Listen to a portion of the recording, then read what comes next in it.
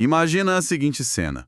Um cirurgião oncológico está lá, super preparado para operar. Uhum, com a equipe toda a postos. Exato. Ele tem os exames em mãos, faz a incisão, procura um tumor de, sei lá, 1 centímetro no pulmão esquerdo e, do nada, o pulmão está limpo, não tem absolutamente nada lá. Nossa, isso é o pesadelo de qualquer médico. Total. E por que isso aconteceu? Porque algumas horas antes, um técnico clicou na opção errada de um menu de computador. E aí, a máquina inverteu todo o sistema de coordenadas, marcando o lado esquerdo como o direito. É assustador pensar nisso, sabe? E é exatamente por isso que na nossa imersão de hoje a gente vai explorar esses bastidores incrivelmente complexos e às vezes meio aterrorizantes da engenharia médica. Nós vamos mergulhar num material fascinante hoje, que são os trechos de um manual técnico bem avançado sobre tomografia computadorizada. Mais especificamente o capítulo 5, né? Aquele que detalha a fundo os métodos de aquisição de dados. Isso mesmo. E a nossa missão com essa análise é meio que desmistificar essa coreografia invisível, aquela dança absurda que acontece entre uma máquina de altíssima potência, uma mesa em movimento constante e a biologia humana. É um mundo onde a matemática pura bate de frente com a nossa biologia. E a ideia é entender como esses scanners conseguem capturar a realidade interna de alguém com uma precisão milimétrica. E revelar o que realmente está em jogo a cada bip e zumbido mecânico que a gente ouve lá dentro. Porque para qualquer pessoa que já precisou deitar naquela maca fria e entrar naquele tubo gigante, a experiência pode ser bem intimidadora. Com certeza, a ansiedade vem muito do desconhecido. Mas eu fico maravilhada com isso, porque quando a gente entende a física por trás do processo, o medo dá lugar a um deslumbramento absoluto com a tecnologia. Não é só uma câmera tirando fotinhos rápidas. Bom, vamos desempacotar isso tudo desde o primeiríssimo segundo do exame, então. Bora! Até porque, antes de começar a fatiar o corpo humano em imagens tridimensionais, a máquina precisa de um mapa. Ela precisa saber onde está o alvo, certo? O manual chama isso de escaneamento localizador, embora os fabricantes usem uns nomes comerciais diferentes, tipo Scout, Topograma ou Surview. Isso. E a primeira coisa que chama atenção é que essa imagem inicial não é um corte em 3 dimensões. Ah, não? Não, de jeito nenhum. O tubo de raio-x, que é o emissor, fica totalmente imóvel. Ele não gira. Fica paradão. Exato. Apenas a mesa desliza por baixo dele. O resultado é uma imagem plana, bem parecida com aquele raio-x convencional, bidimensional, que se tira de um braço quebrado no pronto-socorro. Tipo usar a lente grande angular do celular para enquadrar uma paisagem inteira antes de trocar para a lente macro e focar num detalhe bem específico. Nossa, perfeita analogia. É bem isso. E a posição em que esse tubo pesado é travado vai ditar o ângulo de visão desse mapa. Se o engenheiro trava o tubo no topo, olhando para baixo, a imagem gerada é uma vista anteroposterior. E se ele travar de lado a 90 graus? Aí o resultado é uma vista de perfil. É pragmático. O objetivo é garantir que a anatomia inteira caiba ali no raio de alcance. Mas a função vital desse mapa é estabelecer as coordenadas cartesianas x e y do paciente. Tá, largura e profundidade. Da direita para a esquerda e da frente para as costas. Isso. É aqui que o sistema define o centro absoluto da imagem e o que chamamos de DFOV, o campo de visão de exibição. Para quem está ouvindo e não é radiologista, como a gente visualiza o impacto prático desse DFOV? Porque me soa tipo a ferramenta de recortar de um aplicativo de fotos. A ferramenta de recortar ajuda a entender. Mas a mecânica por trás é mais rigorosa, porque envolve distribuir a resolução do computador. O feixe de raio-x atravessa o corpo inteiro, certo? Os detectores captam uma quantidade colossal de dados brutos. A cama, o ar, a pele, os ossos. Tudo. Se o sistema tentar exibir tudo com o máximo de detalhes, os pixels da tela iam ser desperdiçados com muito espaço vazio. O DFOV diz para o computador ignorar os dados brutos fora do círculo de interesse. Ele manda concentrar todo o poder de processamento só no fígado, por exemplo. Entendi a questão de melhorar a imagem. Mas, sendo bem sincero, ainda me parece um preciosismo muito grande. Se o plano é escanear o abdômen inteiro de qualquer forma, por que perder tempo configurando um centro milimétrico numa imagem preparatória? Ah, aí que tá. Porque a precisão inicial é o que protege a biologia humana de receber doses excessivas de radiação. Ah, claro, segurança. Exato. O texto dos engenheiros até ilustra isso com o caso das glândulas adrenais. Elas são minúsculas, ficam logo acima dos rins e são quase impossíveis de achar no raio-x plano comum porque os tecidos ficam sobrepostos. Então o técnico não tem muita certeza de onde elas estão de primeira. Pois é. Então, em vez de bombardear o paciente inteiro com radiação desde o diafragma até a pelvis só para ter certeza de que pegou as adrenais, o profissional faz um palpite educado. Usando o tal mapa localizador. Isso. Ele programa a máquina para tirar só uma ou duas fatias fininhas de teste no local mais provável. Se ele errar, ajusta e testa de novo. Demora uns minutos a mais, mas salva o paciente de muita radiação desnecessária. Espera um pouco, isso me leva a uma dúvida gigantesca. Nós estamos falando de equipamentos que custam milhões, que fazem reconstruções 3D que parecem mágica. Mas o manual alerta para um perigo catastrófico logo nesse começo, que é o fator humano. É o cenário do menu suspenso que você mencionou antes. Sim. Antes desse mapa localizador ser gerado, alguém precisa dizer para o software de qual lado a pessoa está entrando na máquina. A cabeça entrou primeiro ou foram os pés? E a pessoa está deitada de costas, no decúbito dorsal, ou de bruços, no decúbito ventral? É uma entrada de dados manual. Mas, e se tiver um clique errado ali? Não tem um sensor a laser ou uma câmera com inteligência artificial que olhe para a mesa e diga: olha, tem algo errado, o paciente está virado para o outro lado. A máquina simplesmente confia cegamente no clique do mouse. A máquina confia cegamente. Ela é uma maravilha da física, da detecção de fótons, mas ela não tem autoconsciência anatômica, sabe? O software é feito com a premissa de que a entrada humana é a verdade absoluta. Nossa, que responsabilidade! Muito grande. Se conectarmos isso ao panorama geral, se um técnico indica que o paciente está de bruços, quando na verdade está de costas, o algoritmo aplica uma inversão matemática nos eixos X e Y. O que está na direita da mesa vira à esquerda no sistema. Exatamente. E o mais grave é que isso não afeta só o mapa inicial. Essa inversão contamina de forma irreparável todas as centenas de fatias 3D geradas depois. O que causa aquele falso diagnóstico no pulmão do nosso exemplo? O cirurgião abre o lado esquerdo e o tumor estava no direito o tempo todo.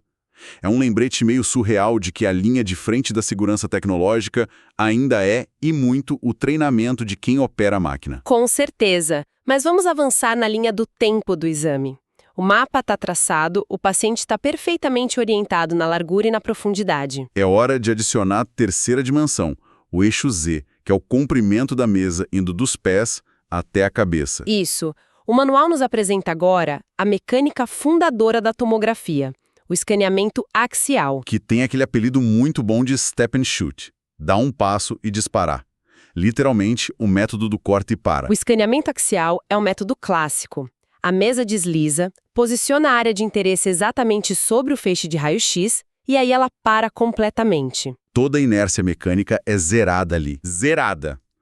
E só depois dessa parada total é que aquele anel metálico gigantesco começa a girar em torno da pessoa, emitindo a radiação.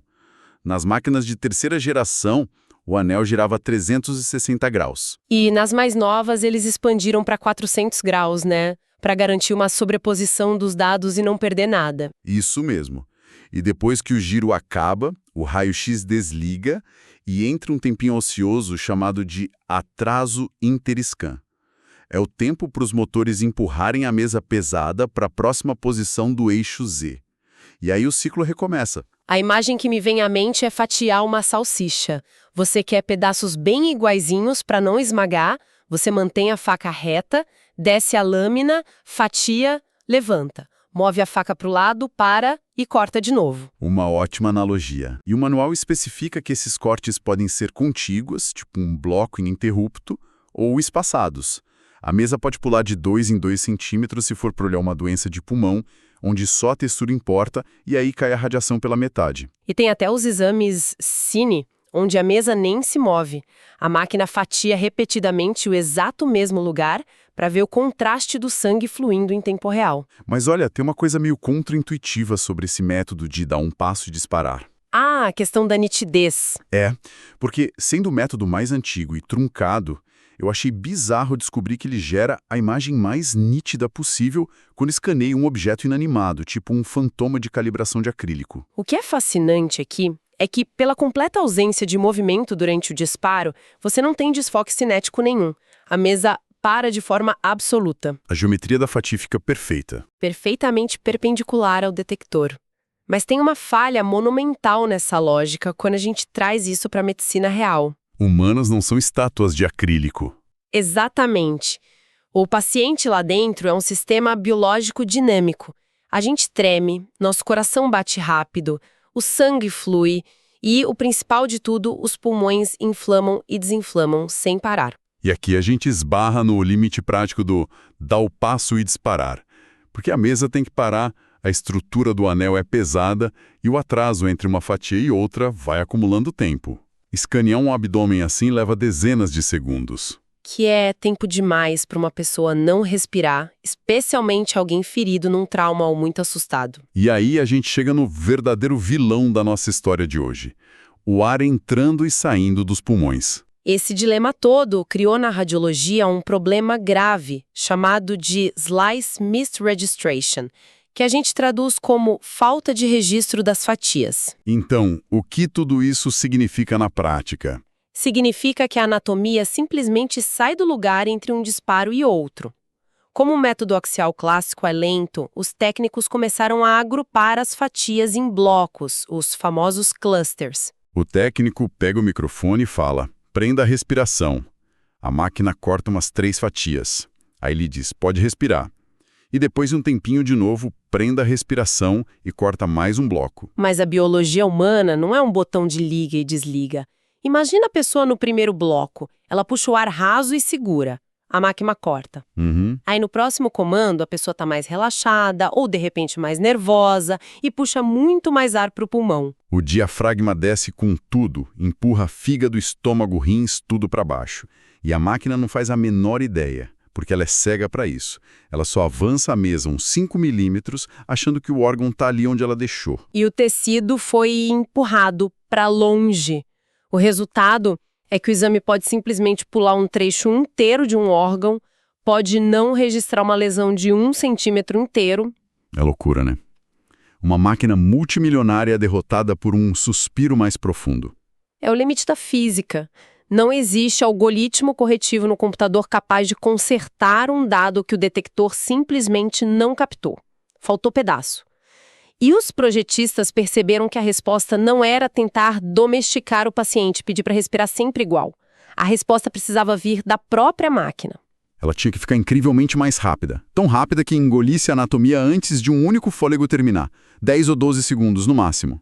E o salto tecnológico que resolveu isso é fascinante.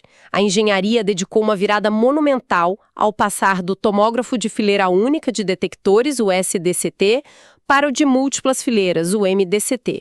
O manual dá bastante foco nisso. E o detalhe é que eles não mudaram a luz do raio-x, eles mudaram o filme fotográfico que recebe essa luz, que são os detectores. A arquitetura do sistema antigo, o SDCT, era o grande gargalo temporal. Era uma fileira só de sensores sob um feixe em forma de leque. E a espessura da fatia, se seria fina ou grossa, era controlada só por blocos de chumbo, os colimadores, que fechavam como as persianas de uma janela. Exato. Motores pesados empurravam esse chumbo para estreitar o feixe. Isso quer dizer que toda a radiação que não passava pela pequena fresta era desperdiçada, né? Absorvida pela própria máquina. Totalmente desperdiçada. E a matemática disso era terrível. Imagina tentar varrer 200 milímetros de pulmão com fatias finas de 5 milímetros. A máquina ia precisar dar umas 40 voltas completas. 40 rotações do tubo, 40 paradas na mesa, é muito demorado. O MDCT quebrou isso de um jeito que me lembra muito a evolução dos barbeadores. Dos barbeadores? Como assim? O SDCT seria um barbeador antigo de uma lâmina só. Você passa no rosto, levanta, move a mão, faz outra passada paralela para cobrir mais pele. Demora horrores. Mas aí inventaram o barbeador de múltiplas lâminas. Com 4, 16 até 64 lâminas, você cobre uma área enorme numa passada só. Olha, o conceito do cartucho do barbeador ajuda super a visualizar a cobertura no eixo Z. Mas a engenharia do MDCT é bem mais sofisticada que empilhar lâminas de aço. A diferença brutal é como o sinal da luz é somado digitalmente. A espessura da fatia deixou de depender das persianas de chumbo. Isso, passou a ser digital. O texto traz o exemplo clássico do GE Lightspeed, um tomógrafo que tinha 16 fileiras distintas de detectores, cada uma com só 1,25 mm de largura, finíssimas. Quase a espessura de um cartão de crédito. Então, se o médico precisa ver as artérias minúsculas ao redor do coração, o software pega os dados de cada uma dessas 16 fileiras separadamente e, numa rotação, ele gera 16 fatias de uma vez. Perfeito. Mas a grande mágica acontece quando o médico não precisa de fatias tão finas.